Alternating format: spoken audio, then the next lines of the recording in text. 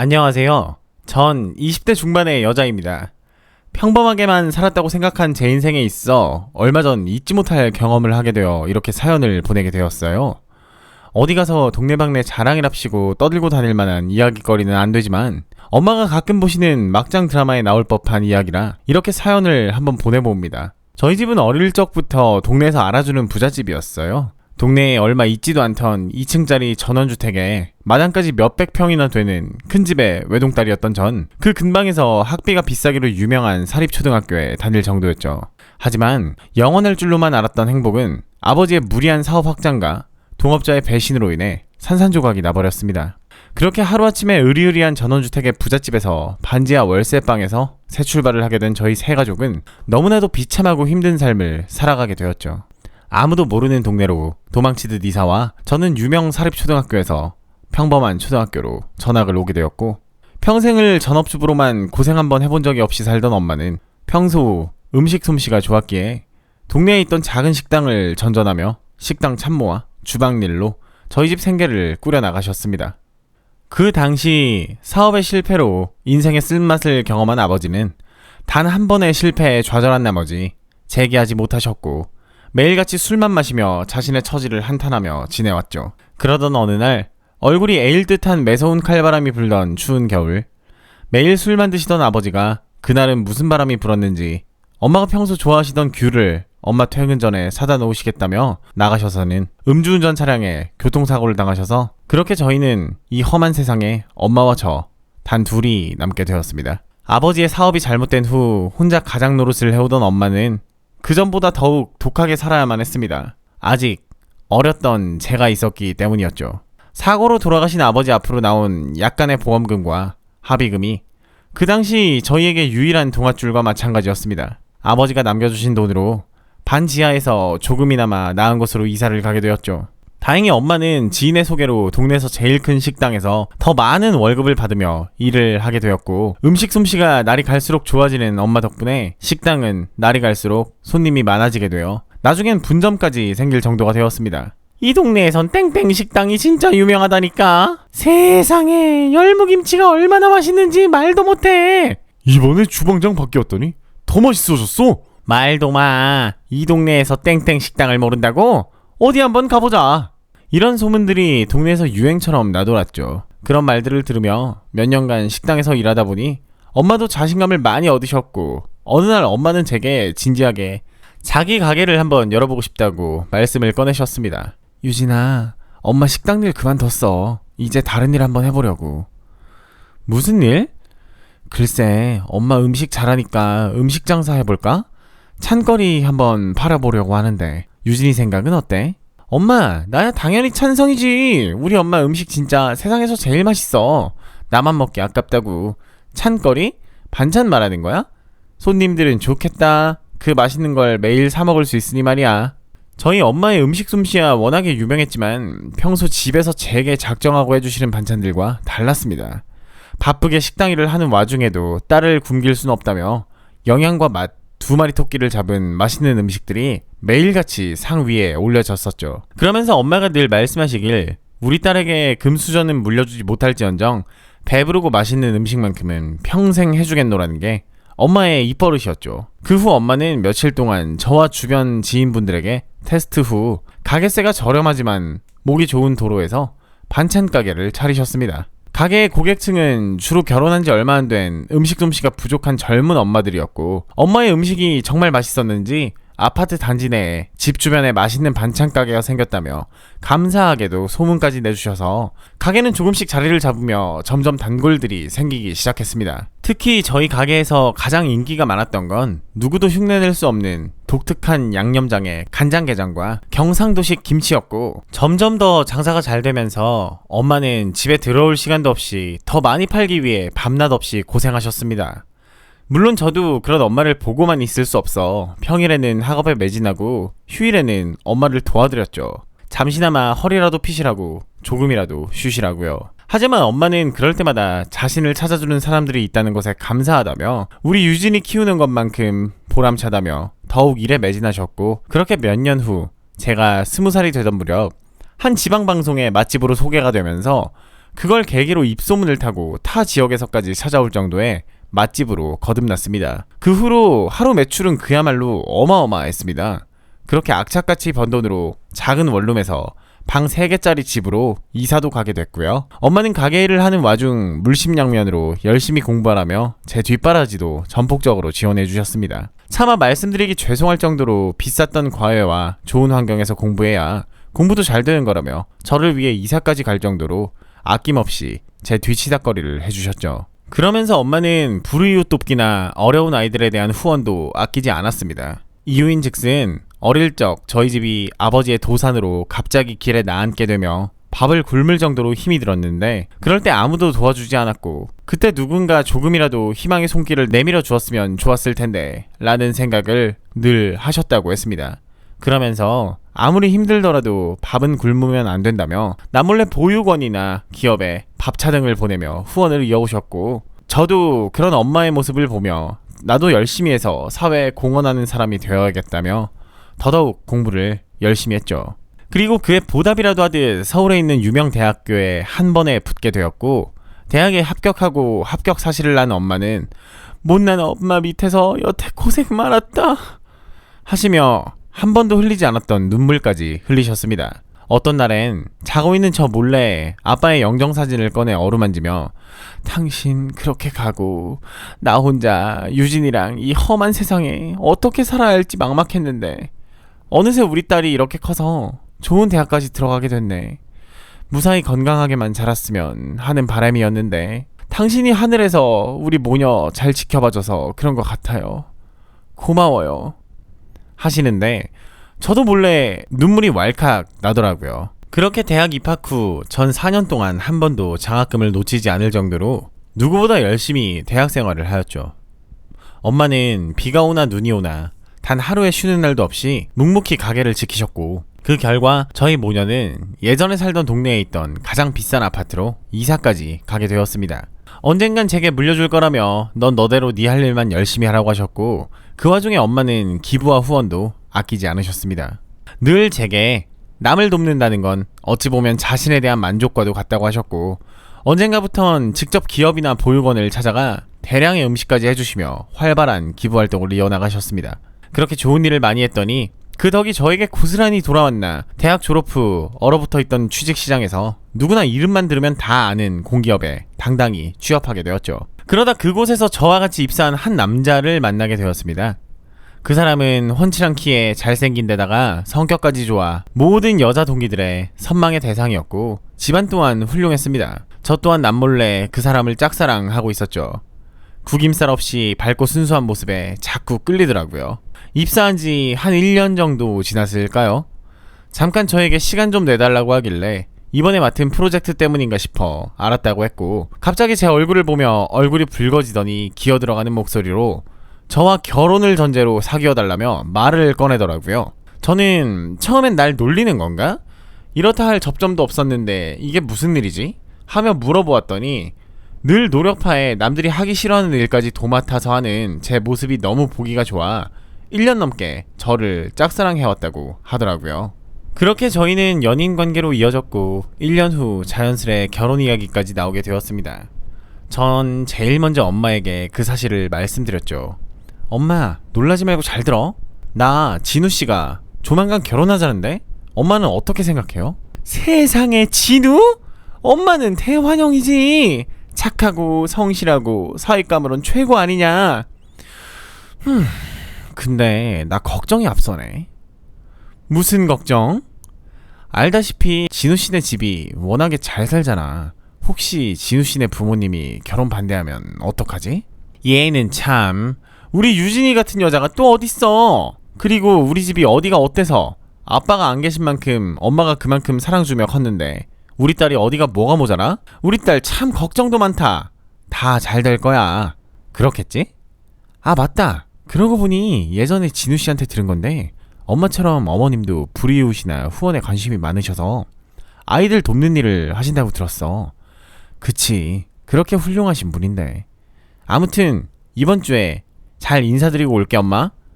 하며 아직도 제가 품 안에 애 같은지 걱정만 난 엄마를 안심시키고선 남자친구와 함께 남자친구의 부모님을 뵈러 찾아뵙게 되었죠. 가는 길에 빈손으로 가기 그래서 남자친구에게 부모님께서 뭘 좋아하시는지 물어보곤 어머님 아버님께서 좋아하실 법한 선물을 하나씩 챙겨갔습니다.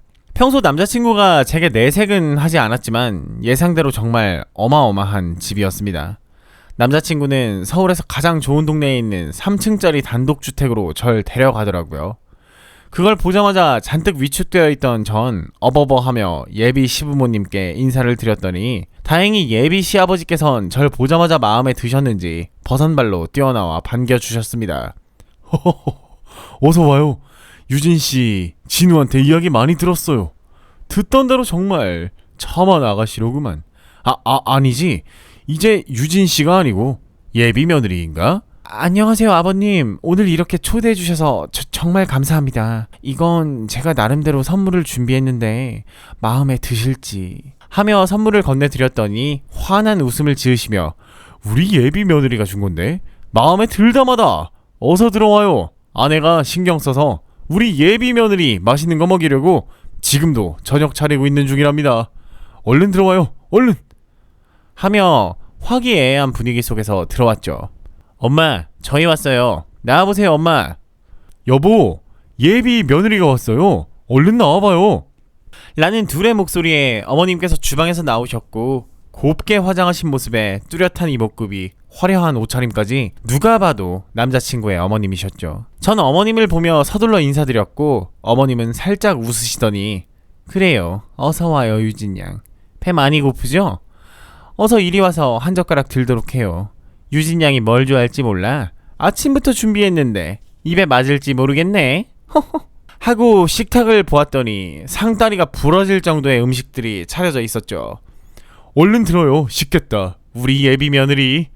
참 이는 주책이 심해요. 오늘 처음 봤는데 벌써 무슨 예비 며느리예요. 부담스럽게.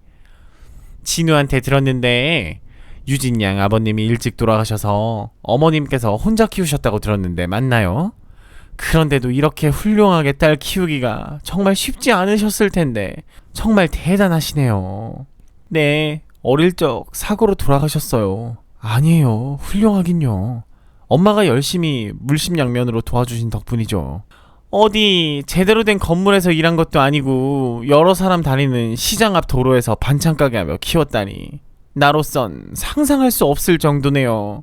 허허, 그래. 그러니까 더 대단한 거지. 그 고된 일을 하며 예비 며느리를 이렇게 훌륭하게 키웠잖아요. 쉽지 않은 일이에요. 자, 얼른 씻기 전에 듭시다. 어머, 뭘 그렇게 비교하듯 말을 해요 당신? 내가 어떻게 길바닥에서 반찬이나 만들며 산다고. 알잖아요, 내가 얼마나 품격과 명예를 중요시하는지. 나도 내 사업하며 사회적 기업가로 진우를 남부럽지 않게 키웠어요. 알잖아요? 하며 어머님께선 은근슬쩍 저희 엄마를 무시하는 투로 말씀을 하셨고 그런 어머님을 보며 예비 시아버지는 적잖이 당황하시고선 헛기침까지 하시며 그래요. 이 세상의 모든 엄마들은 위대하지. 자, 정말 얼른 들어요. 라고 하셨고 남자친구도 저의 굳은 표정을 읽었는지 엄마랑은 다르지. 엄마는 애초에 출발선이 다르잖아. 엄마가 하는 사업 전부 할아버지가 물려주신 거고 나머지는 다 삼촌들이 도와주시는 거잖아요. 어려운 환경 속에서 홀로 시작하신 유진이네 어머님과는 달라. 그쵸 아빠? 하며 예비 시아버지와 남자친구까지 제 편을 드는 말을 하자 어머, 벌써부터 여자친구 편 드는 거야? 엄마 서운하네. 우리 진우 이만큼 키운 건 다 내 덕인데. 그쵸 여보? 엄마, 누구 편이 어디 있어. 무슨 말을 그렇게 해요. 그리고 유진이네 어머니 벌써 몇십 년 넘게 기부도 많이 하시고 학교에 후원도 하셨다고 들었어. 엄마처럼 좋은 일 많이 하신다고. 기부? 반찬 가게 하시면서 기부하실 돈이 있다니 그게 되나? 몇천 원짜리 팔아서 무슨 돈이 된다고. 하긴 소액 기부도 기부니깐. 하시며 계속 저희 엄마를 무시하는 투로 비아냥거리시길래 저를 무시하는 건 참아도 저희 엄마를 무시하는 건 도저히 참을 수가 없어 예의가 아닌 걸 알지만 저도 한마디 했습니다. 어머니, 죄송하지만 소액 기부는 아니고요. 물론 소액 기부도 기부죠. 예전에 벌이가 시원찮을 땐 소액 기부였지만 지금은 꽤 큰 돈을 기부하고 계세요. 그리고 엄마가 하는 가게도 처음엔 작은 가게에서 시작했지만 지금은 확장 이전까지 해서 동네에서 가장 보기 좋은 시장 입구의 큰 건물에서 하고 계세요. 좋게 봐주세요. 하며 싱긋 웃었더니 잠시나마 표정이 일그러지시더니 이내 곧 어머님은 그래요. 내가 말 실수를 했네요. 호호호. 얼른 먹어요. 다 식겠다. 며 불편한 분위기 속에서 식사를 마무리하였지만 마음 한켠에선 우울하고 계속 얹힌 것 마냥 속이 답답했죠. 집에 돌아와선 저도 모르게 안 좋은 표정을 짓고 있었더니 걱정 어린 목소리로 엄마가 말을 걸어오셨습니다. 딸, 오늘 잘 다녀왔어? 아까부터 표정이 왜 이렇게 안 좋아? 널 마음에 들어 하시고? 어땠어? 이야기 좀 해줘. 엄마 너무 궁금하네? 정말 마음에 들어 하셨어. 특히 예비 시아버지가 엄청 좋아하셨고 시어머니도 좋아하시더라고. 역시 두 분 다 안목이 대단하시네. 엄마가 말했잖아. 우리 유진이 며느리감으로 최고라고. 다들 마음에 들어 하실 줄 알았어. 상견례 날짜랑 예물은 어떻게 하기로 했어? 아, 그건 너무 이른가? 하하. 상견례 날은 엄마도 꼭 쉬어야겠네. 우리 딸 좋게 봐주시는 고마운 분들인데 남부럽지 않게 하고 가야겠다. 그치? 하며 환하게 웃으셨고 엄마에게 솔직하게 말하지 못한 채 거짓말을 하게 된 제 마음은 혼자 있을수록 더욱 우울해져만 갔습니다. 제가 예민하게 받아들인 건지 아무래도 예비 시어머니께서 절 탐탁치 않아 하시는 것 같았거든요. 다음날 회사에서 남자친구에게 단도직입적으로 물어봤죠. 진우씨, 잠깐 이야기 좀 해. 내가 예민하게 받아들인 건진 모르겠는데 혹시 어머님이 날 마음에 안 들어 하셔? 뭐? 아냐 유진아, 우리 엄마가 좀 직설적이셔서 그렇지 절대 우리 자기 싫어하지 않아. 오히려 너 가고 너무 솔직하게 말했나 하며 너한테도 미안하다고 전해달라고 하실 정도였는걸. 우리 엄마가 그렇게 안 보여서 그렇지 정도 많고 한번 마음 트면 한도 끝도 없이 잘해주셔. 너무 걱정하지 마.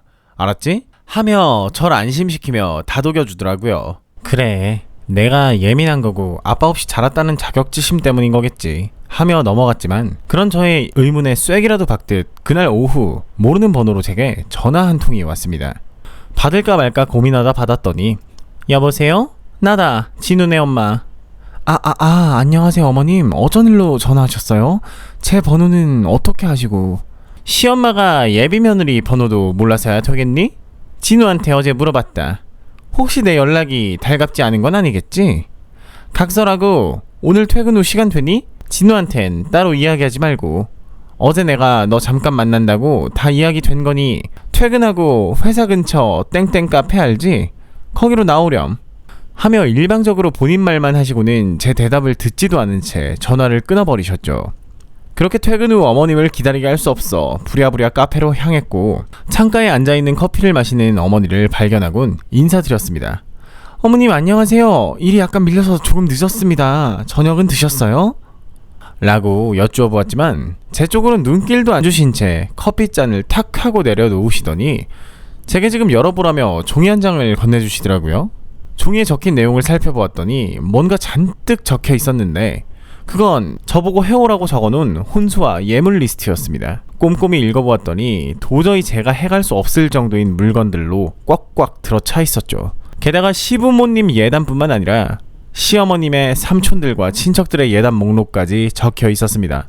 그걸 보고 당황한 기색이 역력하여 어머님께 어머니 이게 무슨... 보면 모르니? 네가 해올 혼수랑 예단 목록이다. 100번 양보해서 그 정도니 못 해올 것 같걸랑 우리 아들이랑 결혼은 포기해라. 알다시피 시장 통해서 평생 반찬이나 팔아온 너네 집안이랑 사회적 기업가로 유명한 우리 집안이랑 급이 조금 안 맞잖니? 그 정도는 해야 나도 면이 살고 우리 집안도 면이 산다고 생각해.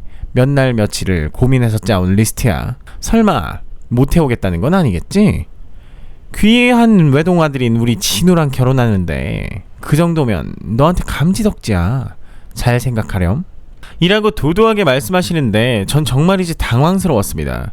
그날 아버님과 남자친구 앞에서 보여주셨던 생글생글한 미소는 온데간데 없고 표독스럽기 그지없는 표정과 절 무시하는 태도를 보며 모멸감에 몸이 떨려왔고 침착한 목소리로 한마디 말씀드렸습니다.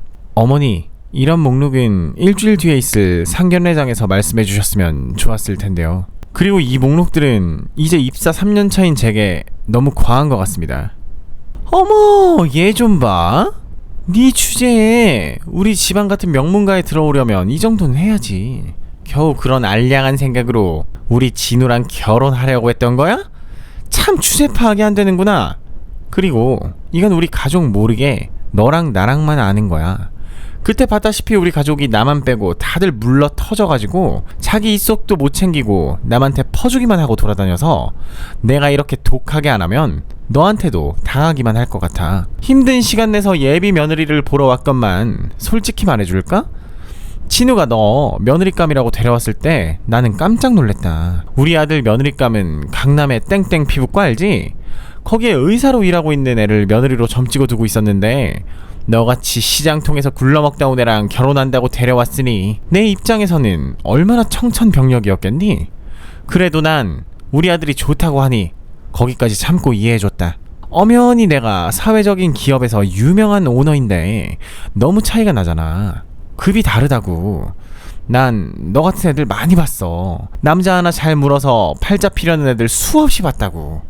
좋은 남자한테 시집 가려면 본인도 좋은 여자여야 하는 걸 모르는 건 아니겠지? 너 같은 애들이 남편 잡아먹고 집구석 말아먹는 거야. 천하디 천한 시장통 출신 좋게 봐줄래야? 봐줄 수가 없어. 지금도 예비 시어머니가 귀한 시간 내서 보러 왔더니 한마디 들었다고 꿀먹은 벙어리가 되어선 뚱하게 앉아있는 낯짝을 보아하니 정말 넌 클러 먹었구나 하며 갖은 독설로 절 나무라시는데 역시 제가 예민한 게 아니었습니다. 시아버지와 남자친구 앞에선 그렇게 살살거리셨지만 뒤에선 절 탐탁치 않아 하시며 가족들에게 절대 티내지 않고 아무도 모르게 독단적으로 이런 행동을 하신 거죠.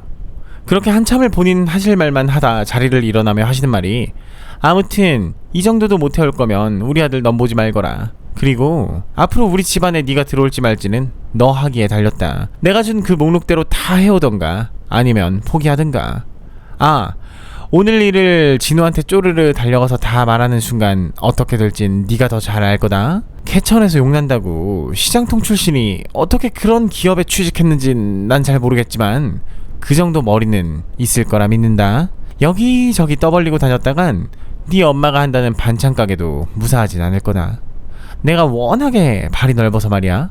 하시며 부서져라 카페 문을 닫고 나가버리셨는데 혼자 멍하니 카페에 앉아 바보처럼 제대로 말도 못한 내 자신이 한심스러워 눈물이 주룩주룩 나더랍니다. 그렇게 터덜터덜 집까지 걸어오는데 저 멀리서 다들 불 꺼진 가게 사이에서 홀로 환하게 켜져 열심히 장사하고 있는 엄마의 반찬 가게가 보였습니다. 그 멀리에서 어떻게 날 알아보신 건지 엄마는 반가워하며 딸, 어쩐 일로 그 길로 왔어? 버스 정류장은 저 앞이잖아. 무슨 걱정거리라도 있어? 우리 딸은 걱정거리 있으면 30분이고 3시간이고 걸으면서 생각하잖아. 그치? 설마 이번 주에 있을 상견례 때문에 그런 거야? 딸, 걱정 마. 처음엔 원래 떨리는 게 당연한 거야. 못하면 엄마가 계속 손잡아줄게. 그러게. 떨려 죽겠어 엄마. 엄마는 네 아빠가 그렇게 떠난 후 누구 못지않게 열심히 살아왔어. 우리 유진이 공부도 잘하고 얼굴도 예쁘고 누굴 닮아 그리 똑똑한지 좋은 대학 한 번에 붙어 좋은 기업에까지 다니잖니. 예비 시댁에서도 널 마음에 들어 하신다며. 자신감을 가져. 알겠지? 하며 아무것도 모른 채 어느새 내 뒤치다거리 하느라 늙어버려 주름이 잔뜩 생긴 얼굴로 환하게 웃는 엄마의 얼굴을 보며 전 속으로 펑펑 울었습니다. 누가 봐도 평탄하지만은 않을 결혼 생활이었기 때문이죠. 그러면서 전 남자친구를 사랑하는 마음도 컸지만 엄마를 향한 사랑이 더 크단 걸 뒤늦게 깨닫게 되었고 누구보다 소중한 우리 엄마를 시장통 출신이라며 하찮게 생각하는 그 집엔 죽어도 시집을 못 가겠다는 생각이 들었습니다. 설령 제가 혼자 속 끓이며 시집 간다 한들 잘나면 얼마나 잘났다고 그런 소리를 면전에서 떠들어대는 그런 천박한 사람을 시어머니라고 평생 부를 용기가 도저히 나지 않았죠. 전 그때부터 독하게 마음먹고 남자친구와 헤어질 각오를 했습니다. 오늘 당한 그 수모를 갚아줘야겠다는 생각만 할 뿐이었죠. 아무것도 모를 남자친구에겐 미안했지만 엄마와 저를 위해선 그게 옳은 행동이었고 곧 다가올 상견례장에서 예비 시어머니의 뻔뻔한 두 얼굴을 다 까발려 버리기로 했습니다. 그렇게 아득바득 이를 갈며 드디어 상견례 날짜가 되었고 엄마는 10년을 넘게 쉬지 않았던 가게까지 하루 쉬시며 곱게 단장하고 저와 상견례장으로 향했습니다. 저도 마찬가지로 평소보다 더욱 신경 써서 꾸미고 갔고요. 도착해보니 예비 시어머니와 시아버지께서 먼저 와 계시더라고요. 상견례 이후 다른 사람이랑 약속이 있어 먼저 왔다나 어쩌다나 예비 시어머니는 그날 그렇게 시장통이니 어쩌니 하며 무시했던 거와는 달리 뻔뻔하게도 생글생글 웃으며 저희 어머니께 먼저 인사를 드리더라고요. 어머, 유진양 어머님 안녕하세요. 친우한테 이야기 많이 들었어요. 우리 예비 며느리인 유진이를 여자 혼자의 몸으로 훌륭하게 키우셨다 해서 예전부터 궁금했는데 정말 대단하셔요. 아이고 아니에요. 저희 딸을 예쁘게 봐주시니 제가 오히려 감사하죠. 그쵸. 우리 예비 며느리 같은 애가 세상에 어딨어요. 저희 집안에 시집 와주는 것만으로도 집안의 품격이 올라가는걸요. 호호, 그건 그렇고 혼수랑 예단은 어떻게 하실 건가요? 생각해두신 게 있으세요? 편하게 말씀 주셔요, 사돈. 어머어머, 아니요. 예단은 뭘요. 유진이가 폭덩인데 더 필요한 게 어디 있겠어요. 사돈께서 아시다시피 제가 가지고 있는 재단이 사회적 기업으로서 전도 유망한 기업이거든요. 이번에 중요한 분께 후원받아 더 커질 예정이고요. 그래서 그러니 결혼식도 예단도 화려한 것보단 수수하고 품격 있게 진행하고 싶은데 사돈께선 어떻게 생각하세요? 하며 가식적인 미소를 지으며 엄마에게 말하길래 그런 시어머니께 전 웃으며 한마디 했습니다. 어머니 정말 그렇게 생각하세요? 어머님이 얼마 전 시아버님과 진우씨 몰래 저한테 찾아와서 주신 예물 목록은 굉장히 화려하던데요? 본인 건 에르메스 가방이랑 벤츠 정도면 된다고 하시지 않으셨나요? 그러면서 무슨 수수함을 찾으시는지 잘 모르겠네요. 라는 저의 한마디에 화기애애하던 상견례장은 순식간에 얼음장처럼 차가워졌고 다들 어리둥절해하는 와중 탁자 위에 어머님께서 그날 주셨던 예물 목록이 적힌 종이를 내려놓았죠. 제가 그날은 경황이 없어 차마 말씀을 못 드렸는데요. 아니 어머님께선 제 말을 들으려고도 하지 않았지만요. 오늘 예물에 대한 답변을 드리려고요. 저 이 결혼 못하겠습니다. 그거 아세요? 저희 엄마 보고 시장 통해서 싸구려 반찬이나 팔며 무슨 돈이 있냐며 집안 급이 떨어진다고 하셨죠? 죄송하지만 저희 엄마가 몇십 년을 허투루 장사하신 건 아니거든요. 거기에 적힌 모든 목록 다 해드릴 정도로 능력이 있지만 제가 그건 사양하고 싶네요. 자꾸 시장통 어쩌고 하시는데 그 시장에 있는 10층 건물 엄마가 3년 전에 매입한 지 이미 오래시고요. 엄마네 양념게장도 상표권 내서 숨만 쉬어도 들어오는 돈이 어마어마해요. 그렇게 겉모습만 보고 남 무시하지 마세요. 당신 같은 사람한테 우리 엄마가 급이 안 돼요. 당신 정말 속물적이어서 말이에요. 그리고 진우씨랑 아버님은 아세요? 어머님이 이렇게 이중적인 분이신 줄? 그 예물 목록을 한번 쭉 읽어보세요. 어머님 글씨 정도는 다들 아실 거 아니에요? 저희 엄마 당신 같은 분한테 무시당할 만한 사람 아닙니다. 라는 저의 말에 당황한 건 본색이 드러난 예비 시어머니뿐만이 아니었습니다. 평생을 살며 자기의 아내가 자기의 엄마가 그런 사람일 거라고는 생각지도 못한 아버님과 남자친구는 어안이 벙벙해져선 탁자 위에 적힌 예물 목록과 시어머니의 얼굴을 한 번씩 번갈아 보며 어떻게 그럴 수가 하는 표정을 짓고 계셨고 그 순간 시장통 출신 주제라며 계속 절 무시하던 시어머니는 더 이상 체면을 구길 순 없었는지 인정사정 봐주지 않고 유리컵을 제게 집어던지며 소리를 고래고래 지르셨죠. 그래 시장통 맞잖아 너. 그치 않아요 사돈? 시장통에서 천한 일 하면 남 비위나 맞추며 천하게 살았으면서 뭐가 어쩌고 저째? 딸을 어떻게 키운 거예요? 니깐년이 잘난 우리 아들이랑 결혼 못하겠다고 하면 내가 무서워서 벌벌 떨 줄 알았어? 둘 다 주제를 좀 하세요. 너 우리 아들이랑 이번에 결혼 못하면 평생 후회할 줄 알아. 어? 하며 유리컵을 던진 것도 모자라 제 머리채를 잡으며 악다구니 지르는 시엄마를 남자친구와 아버님이 급하게 말리셨고 도대체 이게 무슨 상황인지 듣고만 있던 저희 엄마는 이제야 사태 파악이 다 되셨는지 옆에 있던 물컵에 있던 물을 예비 시어머니에게 뿌리며 낮은 목소리로 말을 이어가셨죠. 어디서 우리 딸을 건드려? 그래요. 나 시장통에서 평생 일했고 우리 유진이 아빠 없이 키웠습니다. 하지만 어디 가서 당신같이 저급한 사람한테 무시당할 만큼 저렴하게 살지도 않았어요. 우리 집안 당신이 생각하는 것 마냥 형편없는 집안도 아니고 당신이 당신 아들 생각하는 것만큼 나도 내 딸 귀해요. 이런 천박한 집안이랑 인연 맺을 생각 내가 없으니 더 이상의 무례한 발언은 그만해줬으면 하는데 하며 제 손을 잡고 가자 유진아 하곤 방을 나서는데 문을 나서자마자 어떤 남성분과 부딪히며 엄마가 넘어지고 말았죠. 그 남성분은 저희 엄마의 얼굴을 보자마자 아이고 세상에 괜찮으세요? 아니 권 여사님 여기서 다 뵙네요. 식사하러 오셨어요? 어쩐 일이에요? 이런 곳까지 다 오시고 하며 씩씩거리는 시엄마의 얼굴을 보며 아니 자네는 어쩐 일로 여기에 있어? 설마 두 분 아는 사이세요? 하며 저희 엄마와 시엄마의 얼굴을 번갈아 보시더라고요.